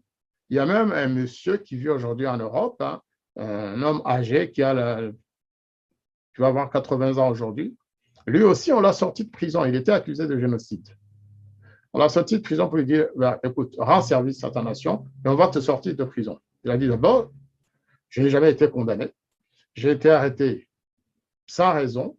Et vous me demandez en plus de mentir contre les soldats qui nous ont sauvés parce que lui aussi était à Nyarushishi. Et il a refusé. On l'a ensuite sorti de prison après 8 ans de prison en lui disant, écoute, réfléchis et témoigne contre les Français. Toujours est-il que pour revenir à ma cousine, elle a trouvé les moyens de fuir le pays. C'est aussi simple que ça. Mais celle-là, vous ne la verrez pas dans le film de Gaël Faye, naturellement. Et si même elle était contactée, elle ne le dirait pas. Oui. Mais moi, je viens d'avoir une petite réflexion. Excusez-moi si je vous coupe la parole. Je vous en prie. Non, allez-y. Je viens d'avoir une petite réflexion. Si le président Emmanuel Macron croit qu'il va donner assez au président Kagame pour apaiser son courroux contre la France et les Français, je me suis dit que il va payer vraiment le plus cher. Pourquoi? Parce que si le président Kagame traîne des crimes comme il les a et qu'il veut que quelqu'un le lave de ses crimes, ou en tout cas l'aide à être lavé de ses crimes, le président Kagame ne va pas s'arrêter à de tels... donc, c'est un processus permanent, c'est un chantage, je vais utiliser ce mot. C'est le terme, en fait, c'est le mot. Oui, permanent, qui va persister jusqu'à ce que Kagame meure avec ses crimes, parce que on ne pourra jamais le laver et le blanchir complètement de son vivant. Le président Macron, je pense, devrait le savoir avant de s'incliner devant un tel individu. C'est une réflexion que j'ai. Je pourrais me tromper, mais bon, voilà. Non, vous avez tout à fait raison, cher Emmanuel. Je pense que la France doit faire des choix. La France doit faire des choix, le président Macron doit faire des choix, les anciens dirigeants de l'opération turquoise doivent faire le choix de la fermeté et de la vérité.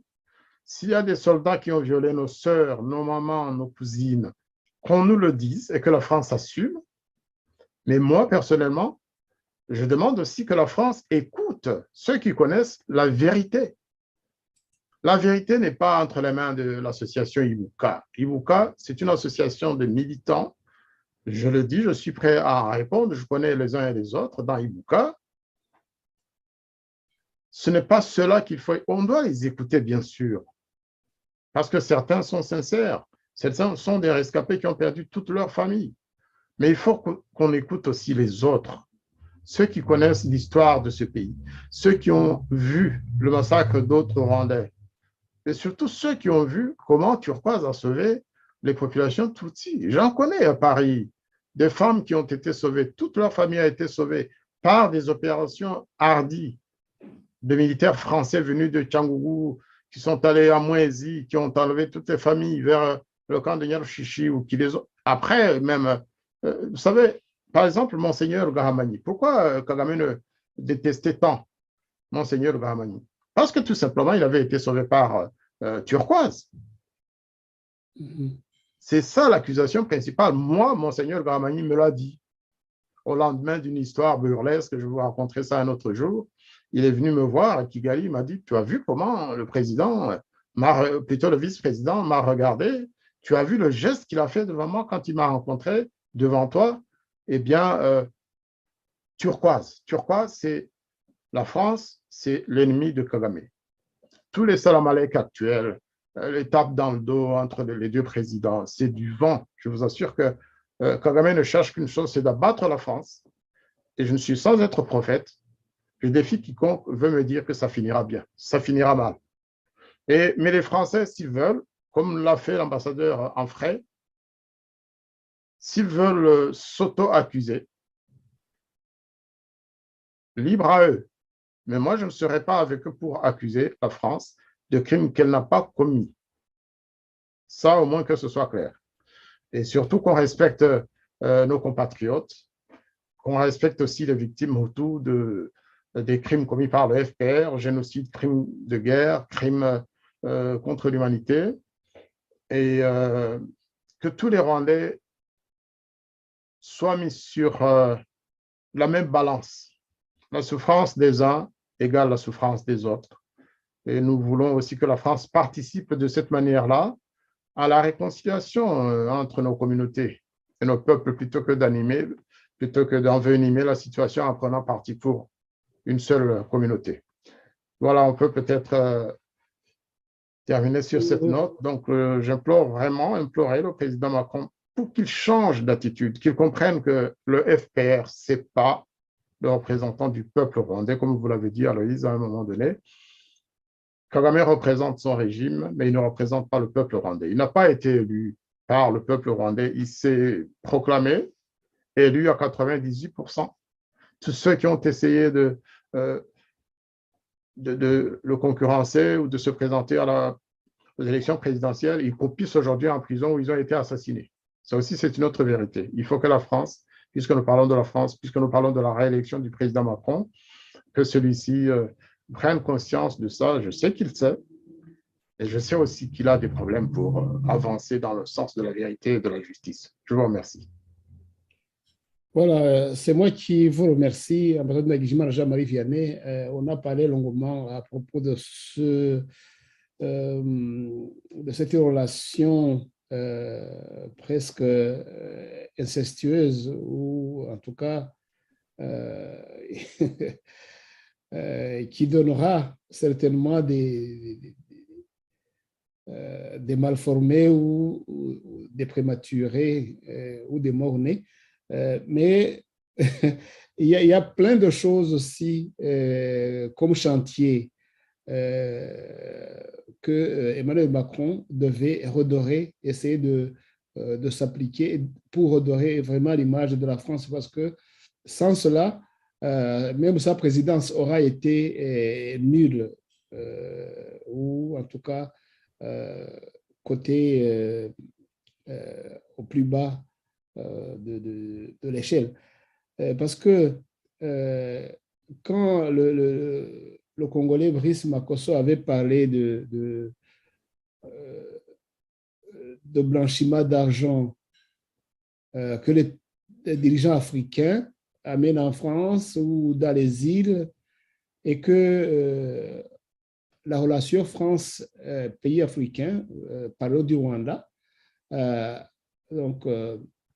ne sait pas, font comme si ils n'étaient pas au courant. Le président Kagame on parle de 3 avions personnels, une compagnie d'ailleurs, il loue ces avions, et il loue ces avions au gouvernement rwandais. Chaque fois qu'il se déplace, c'est le gouvernement rwandais qui paye les avions de Kagame. Donc, c'est pour cela qu'il est tout le temps à l'étranger, pour que justement sa société fasse des entrées. Tout cela, la France ne peut pas ne pas le savoir. Le président Macron, dans le temps, la France saisissait, je me souviens, de l'argent mal acquis des dictateurs et des dirigeants africains ou des républiques bananières. Je me souviens, même, je pense, les biens de Mobutu ont été saisis, certains, voilà. Et Kagame, lui, il pille le pays d'un niveau que même Mobutu ou les autres, Kagame compte parmi les milliardaires actuellement du monde. Et la France, lui, déroule le tapis rouge sans regarder, parce que ce sont des crimes. Hein. Ce sont des crimes. Quand j'ai parlé du fait que si le président Macron veut laver Kagame des crimes, il n'en finira pas. Parce que ce sont des crimes, piller son pays pour amener les biens à l'extérieur. Le fils de Kagame achète des maisons à Hollywood ou ailleurs, donc chaque mois pratiquement. Et tout ça, c'est su, c'est au su et au vu de tout le monde. Et le président Macron le vante comme si c'était un président, le meilleur à côtoyer pour la France. Ça, c'est couvrir des crimes. Et le président Macron a une tâche importante s'il veut redorer vraiment l'image de la France, de mettre le nez dans tout cela et de taper sur la table et d'essayer de mettre de l'ordre. C'est ça le rôle des pays démocratiques, des grands pays de la démocratie, de veiller à ce qu'ils relèvent le niveau de droiture et de démocratie des pays comme cela. Donc, il y a tellement de choses à dire, en fait. Vous savez, tout à l'heure, on parlait du rapport mapping. Mais il y a une affaire aussi qui a fait beaucoup de bruit l'année dernière et aujourd'hui, toujours, l'affaire Paul Rusesabagina. Mhm. Le gouvernement français est pratiquement le seul de la zone Europe qui ne s'est jamais prononcé, qui n'a jamais dit un seul mot en faveur, ne fût-ce qu'un petit geste en faveur de Paul Rusesabagina et surtout pour condamner le kidnapping, l'enlèvement international commis par le gouvernement rwandais de manière assumée, puisque le ministre de la Justice a dit oui, c'est nous qui l'avons enlevé. Ça, c'est des choses. Vous parlez de la gestion, la gouvernance, en fait. Mhm. Tout ça, ce sont des dossiers sur lesquels on doit attirer l'attention du président Macron, tout comme le dossier actuel j'allais dire, de kidnapping de migrants et de réfugiés en Grande-Bretagne. Ça concerne aussi la France. Nous allons aussi observer l'attitude de la France à l'égard de ces dossiers, c'est sûr. Maintenant, pour les biens mal acquis, je pense que la France a surtout été concernée par des présidents ou des responsables politiques francophones qui avaient investi en France de façon visible. Il y avait Mobutu, bien sûr, à l'époque. Il y avait aussi le président Théodore Obiang Nguema de la Guinée équatoriale. Hein. Il y a Brazzaville, parce qu'il y a eu aussi des affaires de Sassou Nguesso qui ne sont pas encore terminées. Il y a certainement aussi d'autres dossiers de Du Gabon. responsables africains. Du Gabon, bien sûr. Du Gabon. Bon. Parfois, il faut aussi se demander les limites de ces excès. Pourquoi certains et pas d'autres? Parce qu'on le fait quand on n'est plus en bonne intelligence avec un chef d'État africain ou qu'on veut l'ennuyer parce qu'il n'a pas suivi telle voie, alors on se lève à un dossier. Donc Kagame, aujourd'hui, ne peut pas être à l'ordre du jour de la France, d'autant que je pense son pays de prédilection, c'est les États-Unis, c'est Panama, c'est demain la Jamaïque. Apparemment, il veut acquérir des terres là-bas. Certains ont parlé de terres pour faire je ne sais quel trafic. Donc, il y a beaucoup de choses. Mais j'aimerais surtout que la France se positionne par rapport aux guerres fratricides entraînées par le Rwanda dans les pays voisins. C'est le grand dossier. Il peut. Kagame ne partira pas avec tout le Rwanda. Je veux dire, le Rwanda restera le Rwanda malgré tout. Mais lorsque Kagame massacre ses populations, lorsqu'il massacre les populations du Congo ou du Burundi ou d'Ouganda, là, on touche à quelque chose d'existentiel. La vie des gens disparaît et ne reviennent jamais. Donc là, nous devons être très vigilants. C'est vrai que heureusement qu'il existe des personnes comme David Himbara. C'est un héros. Qui a suivi l'évolution de ces dégradations, de Panama Papers et autres. Et vous avez vu aussi la position de la France par rapport à Pegasus. Certains pays se sont inquiétés du rôle du Rwanda dans Pegasus. Mais la France a vite fait savoir que oui, même s'il y a des dirigeants français qui ont été espionnés par le Rwanda, que pratiquement, ce n'est pas grave. On est passé dessus sans... Parce qu'il fallait rétablir des relations. Dans quel intérêt? Seul le président Macron le sait. Mais des bonnes relations au détriment des principes, au détriment des droits des Rwandais et même de la France, pays mis en cause par le Rwanda, là, je pense qu'il faut rester dans la mesure et justement adopter le principe de précaution que nous prêchons aux autorités françaises. Je vais vous dire peut-être merci parce que... Oui, nous clôturons notre émission ici parce que si on parlait des chantiers... on ne peut pas tout dire. On ne peut pas tout dire, mais je voudrais... donc, on a terminé l'émission, mais à titre d'information, j'ai préparé un petit document qui montre aussi le genre de chantier où la France devait se montrer son image, montrer son rôle, son vrai rôle en Afrique pour que les Africains puissent la respecter telle qu'elle est.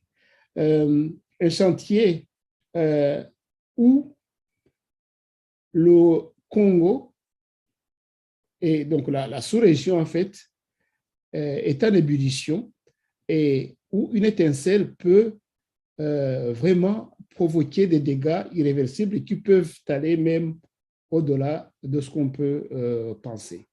C'est là où la France doit se montrer. C'est là où la grandeur d'un pays comme la France devrait être visible. Maintenant, actuellement, les groupes rebelles qui occupent l'est de la RDC sont à Nairobi, au Kenya.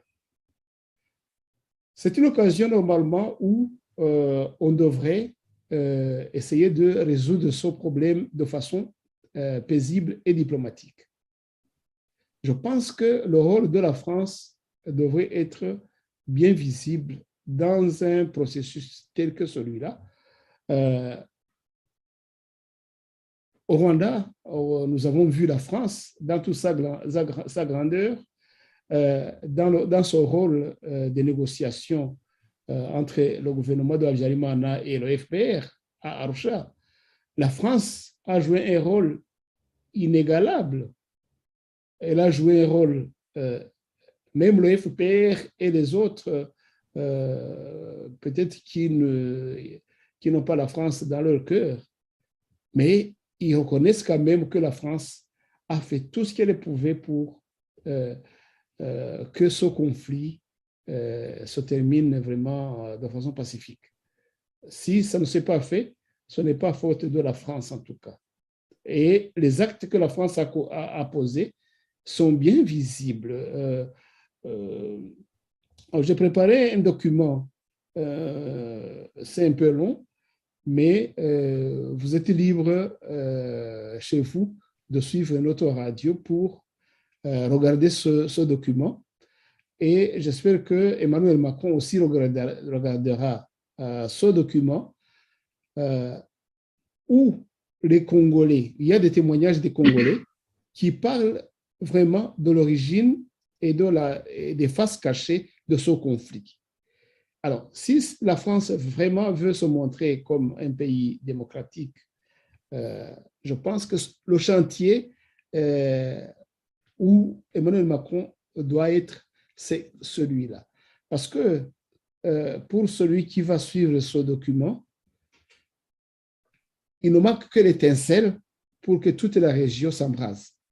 Alors, si la France n'intervient pas, si l'image de la France ne se voit pas dans de telles circonstances, je pense que la France, en tout cas, n'a pas de raison de dire aux Africains que c'est un pays ami ou pas ami, si son rôle ne se voit pas dans de telles circonstances. Emmanuel Macron devrait s'en préoccuper.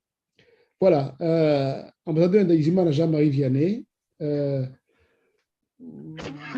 vois que je vous ai peut-être fatigué un peu trop. Je vous dis donc merci pour nous avoir aidés à décortiquer cette importante information, cette importante actualité. Et j'espère que la prochaine fois, on pourra même évoquer en détail certains chantiers que nous avons évoqués aujourd'hui. Je vous souhaite donc une excellente soirée chez vous et à la prochaine. Merci beaucoup. À la prochaine. À la prochaine. Voilà, je passe donc le document pour les auditeurs et les téléspectateurs qui nous suivent. Je vous passe le document où vous pouvez constater que vraiment, il ne manque qu'une étincelle pour que la région des Grands Lacs s'embrase et que si la France ne se montre pas dans de telles circonstances, elle devrait ne plus jamais se montrer au peuple de la sous-région. C'est à Nairobi, au Kenya, que se tiennent les consultations de paix entre les groupes rebelles congolais et le gouvernement de la RDC. Une dizaine de groupes sont sur place. Ils sont originaires pour l'essentiel du Sud Kivu. D'autres groupes armés en provenance du Nord Kivu et de l'Ituri sont toujours attendus. En tout cas, l'objectif de ces pourparlers est de ramener la paix dans l'Est de la RDC. Seulement, voilà, rebondissement samedi, la rébellion du M23 qui représente tout de même l'une des principales menaces à la sécurité dans l'Est du pays. Eh bien, le M23 a été expulsé des discussions après avoir repris le samedi même les combats contre l'armée congolaise dans le Nord Kivu. Faux, répondent les rebelles qui expliquent avoir agi en légitime défense. En tout cas, au micro de RFI, le porte-parole de la délégation du M23 assure être à Nairobi pour la paix. Alors vous qui nous écoutez, qu'attendez-vous justement de ces consultations? Quid des groupes armés étrangers? Puisque pour l'instant, nous parlons que des groupes rebelles locaux, les groupes rebelles congolais. Mais quelle option faut-il privilégier avec les groupes armés étrangers, notamment avec les ADF, ce groupe d'origine ougandaise? On en parle évidemment ensemble durant les 20 prochaines minutes. 33 9 693 693 70 et j'ai sous les yeux, comme tous les matins, vos commentaires Facebook et WhatsApp. On va commencer avec Thierry. Thierry, il est dans le Nord Kivu. Bonjour. Bonjour. Vous disiez, Thierry, être clairement opposé à ces discussions. Clairement opposé parce que la population elle-même est fatiguée. Vous savez que les processus de dialogue, on en a eu assez en République démocratique du Congo et les résultats semblent être les mêmes. C'est que les dialogues ont échoué. Et la population avait besoin des options militaires. C'est ce qui avait même motivé le chef de l'État de pouvoir décréter l'état de siège. Alors, on se dit, et il y avait des civils, il y avait encore des guerres. Les militaires sont là, il y a encore des guerres. Est-ce qu'il faut continuer à collaborer avec les rebelles? En tout cas, la population était déjà très fatiguée et avait besoin d'une option militaire pour en découdre avec les groupes armés et en finir avec eux définitivement. Donc, vous dites, arrêtons immédiatement ces discussions. Elles ne serviront à rien au regard des précédentes discussions qui se sont tenues entre les autorités et les différents groupes armés. Mais l'option militaire, est-ce véritablement la bonne solution? Est-ce que l'armée a véritablement les moyens de mater les dizaines de groupes rebelles qui sévissent dans l'Est du pays et notamment dans votre région, le Nord Kivu? Vous savez, il y a beaucoup de choses qui semblent confirmer qu'il y a d'abord de la mauvaise foi de la part des groupes armés. Vous savez que c'est des groupes qui ont été créés il y a des dizaines d'années et ils changent seulement à leur tête des personnes lorsque les dirigeants sont intégrés au sein du gouvernement.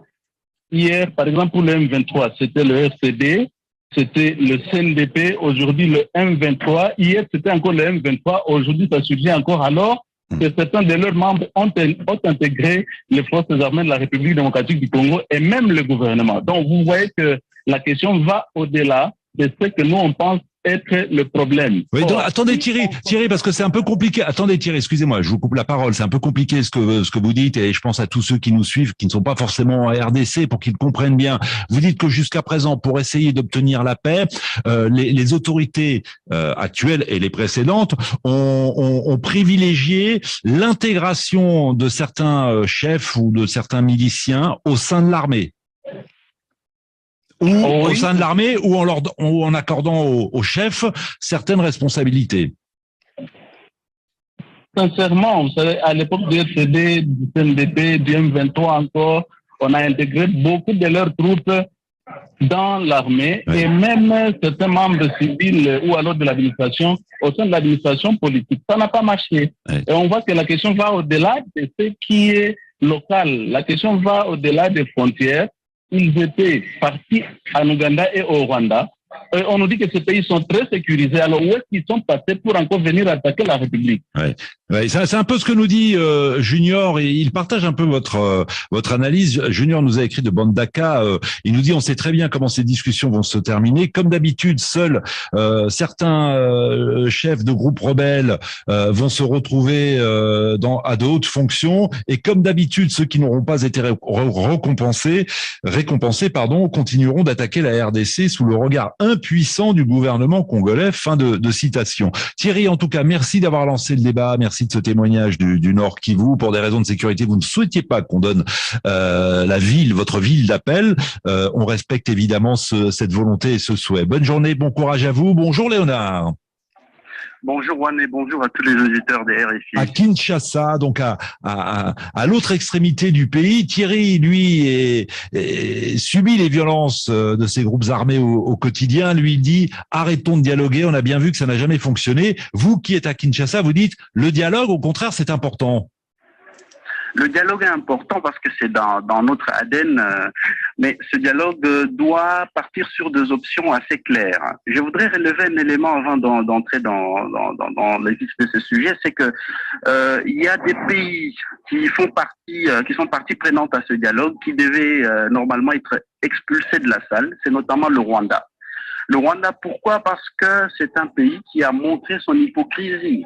C'est un pays pour qui la sécurité de la RDC n'est pas une priorité. Donc ça, on doit être clair et on doit le dire.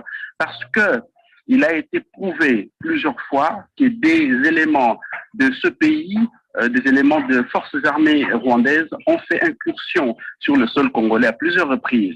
Et d'autres encore ont appuyé les M23. Et notamment, et récemment, visiblement, aux côtés du M23, il y aurait des militaires rwandais, ce que nie le M23 et ce que nient les autorités de Kigali. Donc, partant de ce constat, Léonard, qu'attendez-vous de ces discussions? Alors, je voudrais, ce que j'attends de ces discussions, c'est que la plupart des forces armées qui sont de notre pays font partie de ce qui constituait des anciens groupes d'autodéfense. C'est de là que la plupart des groupes armés ont été formés. Il faudra un dialogue franc, une réédition sans condition. Parce que, au fait, à l'issue de ces dialogues, le scénario est connu. C'est l'intégration de la plupart des chefs rebelles dans le gouvernement, dans les forces armées, ce qui fragilise notre armée davantage. Ça fragilise l'armée et visiblement cette option, la population n'en veut plus. On a bien vu que ça ne fonctionnait pas. Oui, parce que la plupart, ce sont des personnes qui n'ont pas été formées dans des académies militaires. Ben voilà. Donc, alors Léonard, que faut-il faire? Quelle option faut-il privilégier? Voilà, la reddition sans condition, l'adhésion au processus de démobilisation, désarmement, réinsertion, et l'option militaire doit également être privilégiée au cas où tout ceci ne marche pas, parce que les dialogues également par le passé prouvaient beaucoup de limites, parce que à l'issue on est retourné sur le même problématique et que des solutions durables n'ont pas été trouvées. Mais on devrait commencer d'abord par expulser le Rwanda de la salle, qui est un pays hypocrite. Alors ça, ça vous l'avez déjà dit à plusieurs reprises, on l'a entendu, vous dites la reddition sans condition, je vois mal, c'est un peu utopique. Comment des groupes rebelles qui existent, vous le disiez, depuis des dizaines d'années, déposent les armes sans obtenir rien en échange. Vous voyez, Léonard, ça me semble un peu compliqué. C'est en tout cas ce que demande Antonio Guterres, le secrétaire général des Nations Unies, qui s'est exprimé samedi sur ces pourparlers qui se tiennent donc à Nairobi, au Kenya. Léonard, bonne journée. Didier, vous êtes à Kisangani, bonjour. Bonjour Juan, bonjour à tous les auditeurs de RFI. Et vous êtes plutôt optimiste, vous y croyez, vous, à ces discussions? Et effectivement, je ne peux qu'y croire parce que je sais que le chef de l'État, Félix Antoine Tshisekedi Tshilombo, tient à la paix sur toute l'étendue de la République démocratique du Congo, surtout à cette partie est du pays, écumée par les forces négatives. Et nous espérons qu'avec l'appui et avec la collaboration de ses pairs des États de l'Afrique de l'Est, on peut arriver à mettre fin à ces tueries, à tous ces massacres. J'entends bien, Didier, j'entends bien, vous êtes optimiste, mais concrètement, sur la table, les autorités congolaises vont devoir poser certains actes, ou en tout cas promettre certaines choses. Les groupes armés ne déposeront pas les armes sans rien en échange. Bon, tout peut être fait, mais ce qui ne peut pas être fait, je pense qu'on ne peut plus procéder à l'intégration de ces bandes armées dans l'armée nationale. Ça, en tout cas, ça doit être exclu parce que plusieurs fois, on a trouvé que ce sont ces gens qu'on intègre qui nous créent encore des problèmes, mais on peut peut-être accéder à certaines de leurs revendications. Qu'est-ce qu'ils revendiquent? Je crois que la délégation congolaise sur place trouvera qu'est-ce qui peut être considéré comme légitime et qu'est-ce qui ne peut pas être considéré comme légitime, parce que l'important, c'est que la paix revienne, la paix règne. Et donc la paix, Didier, la paix passe forcément par le dialogue et non par l'option militaire, donc. Oui, effectivement, quand l'option, quand les dialogues, ça ne tient pas par le dialogue, parce que c'est la dernière chance, comme l'ont si bien voulu les chefs d'État des États de l'Afrique de l'Est, si ça ne tient pas par le dialogue, je crois que la force va faire son bonhomme de chemin. Alors vous parlez des États de la sous-région, il y a Hervé qui nous écrit de Lubumbashi, il nous dit cette guerre est entretenue par nos voisins, et de citer le Rwanda, l'Ouganda. La solution pour mettre fin à cette guerre, c'est d'avoir une armée forte sans la présence des infiltrés. Bernard, lui, n'attend rien de ces discussions, il faut juste équiper notre armée et renvoyer certains généraux à la retraite, affirme cet auditeur. Et puis Joas qui nous écrit de Bujumbura sur le compte WhatsApp d'Appel sur l'actualité. Il nous dit tenir des consultations entre les groupes rebelles et le gouvernement congolais, c'est une bonne initiative, mais sans l'implication des pays limitrophes, à savoir le Burundi, le Rwanda et l'Ouganda. Ces discussions n'aboutiront à rien, affirme cet auditeur. David, soyez le bienvenu, bonjour. Bonjour Juan et bonjour à toute la grande famille d'Appel sur l'actualité. Et merci de nous appeler de Kinshasa. Dans quel état d'esprit êtes-vous au moment où se déroulent ces consultations entre les groupes rebelles congolais et le gouvernement? Eh bien, écoutez, moi je suis très pessimiste. Je n'attends rien de bon de cette discussion parce que par les passés, nous avons déjà assisté à de telles consultations, à de négociations, mais qui n'ont abouti à rien, en tout cas pas à des solutions durables. Donc, moi, je n'attends rien de ces discussions-là. Alors, comment réinstaurer la sécurité dans l'Est du pays, alors? Oui, ben, si vous dites que le dialogue ne fonctionne pas, c'est l'option militaire, alors? Oui. Tout à fait, c'est l'option militaire. Il faut privilégier, il faut renforcer l'armée nationale pour pouvoir mettre hors d'état de nuire tous ces groupes armés qui vraiment sèment la terreur dans cette partie du pays depuis de longues années. Donc vous privilégiez l'option militaire. Je vous rappelle que ça fait 1 an maintenant, quasiment jour pour jour, que l'état de siège est mis en place à l'est de la RDC. Est-ce que vous avez le sentiment que l'état de siège porte ses fruits?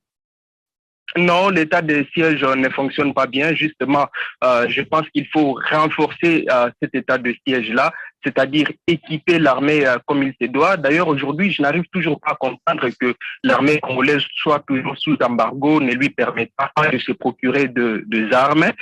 Donc voilà, moi je pense que c'est que le président Tshisekedi peut faire, c'est de chercher à renforcer l'état de siège, c'est-à-dire bien équiper l'armée pour que celle-ci soit en mesure d'attaquer et surtout de repousser plus loin et surtout de neutraliser tous ces groupes armés locaux. Ouais, un mot, parce qu'on a très peu parlé d'eux depuis le début de ce débat et pourtant ils sont importants dans l'instabilité de l'Est du pays, ce sont les groupes armés étrangers. Que fait-on de ces groupes? Voilà, et justement... Est-ce qu'on privilégie le dialogue avec eux? Est-ce qu'on dialogue avec ces groupes-là? Ou au contraire, pour le coup, là, on cible 100% l'option militaire? Pas du tout, pas du tout. On ne peut pas non plus discuter avec les groupes étrangers. Alors, avec eux, il faut être beaucoup plus intraitable. Il faut les attaquer et surtout savoir qu'il y a de mains noires derrière ces groupes armés-là, c'est-à-dire nos voisins. Il faut les citer. En tout cas, il ne faut pas se voiler la face. Nous savons que notamment le Rwanda a souvent soutenu ces groupes armés et il faut aujourd'hui déjà bien identifier, bien cerner le vrai ennemi qui n'est autre que nos voisins et puis repousser ces groupes armés et au besoin faire la guerre avec nos pays voisins qui finalement ne sont pas de bons voisins. Et là, on repartirait dans une guerre régionale. mon cher David. Je ne sais pas si c'est le scénario. Qui veut la paix prépare la guerre, dit-on. Bon, bah écoutez, c'est votre analyse. David, merci d'avoir été des nôtres, merci d'avoir contribué à la réflexion. On reste, non, on va essayer de revenir à Kinshasa dans un instant, mais je voudrais qu'on accueille Jim. Il est à Bukavu. Bonjour Jim. Bonjour Juan, bonjour à tous les auditeurs de RFI. Est-ce que vous partagez l'analyse de David à l'instant? Oui, je partage totalement son avis, étant donné que la RDC a longtemps cajolé les groupes armés à l'est du pays. Il y a eu des dialogues depuis le M23, le CNDP, d'autres groupes armés, et ça n'a abouti à rien. Face à cette situation, je crois que la seule solution, c'est la solution militaire, puisque les groupes armés qui pullulent un peu partout dans l'est du pays ne connaissent un autre langage que la force. Et cette force doit être imposée par l'État congolais qui se veut être protecteur de sa population et de son territoire. Ouais. Mais Jim, excusez-moi, est-ce que vous avez l'impression que l'option militaire a fait ses preuves jusqu'à présent sur le terrain? Jusqu'à présent, l'option militaire a vraiment produit des effets mitigés, je veux dire. Certes, il y a eu capture de certains rebelles, il y a eu aussi reddition de certains membres des groupes armés, mais jusque-là, ça s'avère être un échec. Tout simplement, le président Tshisekedi devrait faire un lobby auprès des institutions internationales, qu'on puisse lever l'embargo et que les pays puissent se procurer des armes de pointe et qu'on puisse aller dans une guerre contre ces groupes armés, notamment en faisant participer les communautés locales. Puisqu'il y a certains groupes armés, parmi les rangs desquels on trouve des enfants des terroirs. Et dans ce cas, si on ne fait pas participer les communautés locales, même l'option militaire pourrait s'avérer aussi un échec. Effectivement, donc ne pas oublier la coopération des habitants, de la population. Merci Jim, bonne journée à Bukavu. Odon, vous êtes à Kinshasa, soyez le bienvenu, bonjour. Bonjour. Alors vous aussi, vous faites partie de ceux qui disent qu'il faut privilégier l'option militaire, le dialogue. Ça n'a jamais servi à rien dans cette crise. Absolument, absolument. Le dialogue ne sert à rien au stade actuel, à ce que je sache. On en a déjà connu plusieurs. Il y avait Amani 1, Amani 2, Amani Léo et ainsi de suite. Donc, depuis le gouvernement passé, certains groupes armés aujourd'hui sur la table de négociation s'étaient mis en parti politique. Ils ont même participé à l'action gouvernementale, occupant des postes ministériels et d'autres postes importants.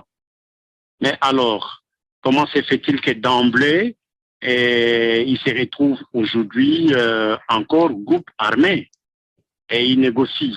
Où tirent-ils les armes, ces gens-là? Nous n'avons pas un marché au Congo qui vend les armes. D'où tirent-ils les moyens de subsistance, les moyens logistiques? Oui, bon, enfin, vous posez une question, je n'ai pas forcément évidemment la réponse, je suis là d'être un expert en matière d'insécurité dans l'Est de la RDC, mais si on prend par exemple le M23, que certains accusent d'être affilié au Rwanda, le M23 dit, nous, nos armes, nous les récupérons de l'armée congolaise au moment, lors de nos combats. Odon. Totalement faux. Nous connaissons l'Est du pays, nous connaissons comment est-ce que notre armée également fait la guerre. Le M23 tire ses armes de l'ex-CNDP de Nkundabatware. Nkundabatware a tiré ses armes de l'ex-rébellion RCD Goma. Bon. Le RCD Goma a tiré ses armes... C'est intéressant. Malheureusement, on arrive à la fin de cette émission et on va pas refaire l'histoire des groupes rebelles de la RDC. Ça nous prendrait toute la matinée. En tout cas, c'était passionnant. Merci à tous de votre fidélité et à demain.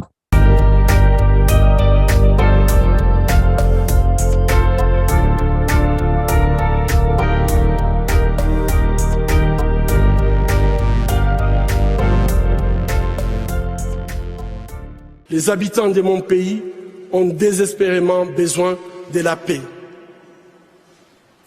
Mais comment construire la paix sur des fausses communes? Comment construire la paix sans vérité ni réconciliation? Comment construire la paix sans justice ni réparation.